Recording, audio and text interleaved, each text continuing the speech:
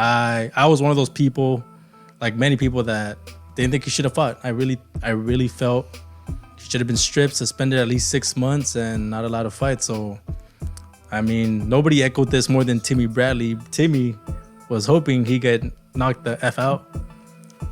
I wouldn't go that far, but man, I was a little surprised that he was allowed to fight.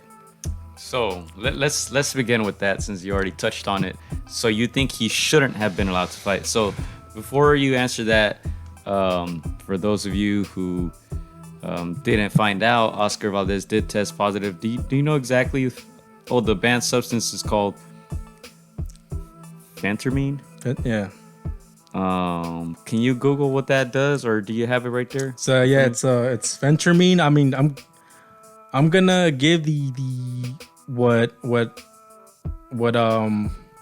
Victor Conte, who obviously we know he's a cheater. He's a cheater, but he knows a lot. He shouldn't be mentioned. He shouldn't be mentioned, but go ahead. He sounded a little salty. I mean, I don't like this guy either. We know why we don't like him, but he does know what it does, and he has nothing really to hide no more. I mean, he came out. Go ahead and read it. So he said it's a why it's a performance enhancing drug, because it's a central nervous stimulant. It accelerates your heart rate. It gives you energy. It gives you endurance. It gives you stamina. It makes it easier for you to breathe. Your training time to exhaustion would be much longer.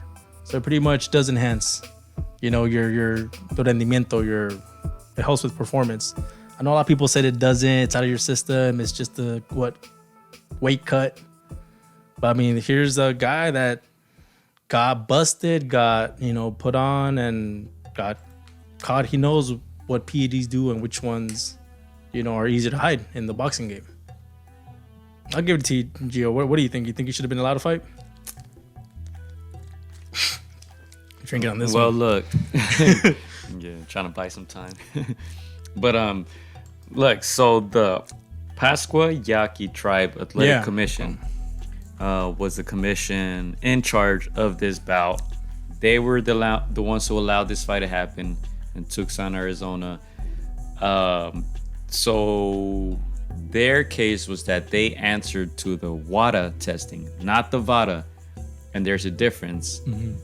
WADA with a W. It's a world. Yeah. It's not, this substance wasn't banned on their list, as opposed to the VADA list, that this substance was banned on that list. Now, if you take that into account, then yeah, the commission did the right thing, right? Because this is not a banned substance according to them. Mm-hmm. Now, I think what's a little more controversial was the fact that WBC, who does have a partnership with VADA for the most part, they use their testing for most of the championship fights, or all championship fights. They allowed this to go through. They didn't strip him with the belt.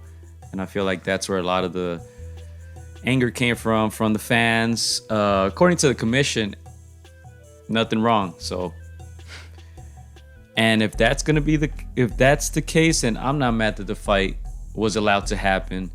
I'm surprised they allowed it to happen. I'm surprised WBC didn't step up as well, because of course, if you guys remember, Canelo, who's the face of boxing, when he got when he tested positive for clenbuterol, and then his B samples were inconclusive, I believe. Mm-hmm.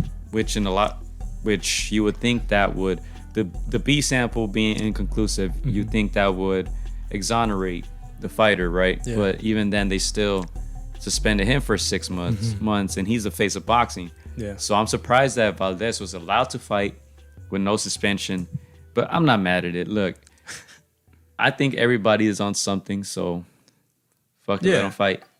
And people, look, like Timmy was one of those, right? Timmy was one of those. And he actually kind of threw Marquez under the bus too. I don't know if you heard that. During the telecast? No. I believe it was during the telecast. He said, what did he say? When he fought Marquez, I think he wanted WADA testing. He didn't want VADA. And he said the fight wasn't going to happen if they required VADA testing. Mm-hmm. So he kind of threw him under the bus. Yeah. And he's like, you know what? I needed the exposure. I needed the money. I needed the fight. It was a legacy fight, so he still fought. Yeah. Obviously, boxing is a dangerous sport, but hey, Yeah. how often, and this is probably not good timing, but how often do people actually lose their life in the ring, right? I feel like people use that argument when it's convenient to them. You know, I heard Eric Morales criticizes, and he was very upset. I don't know if he has a podcast with Marco Antonio Barrera. I don't know if you saw those clips. I don't know if they have a podcast together.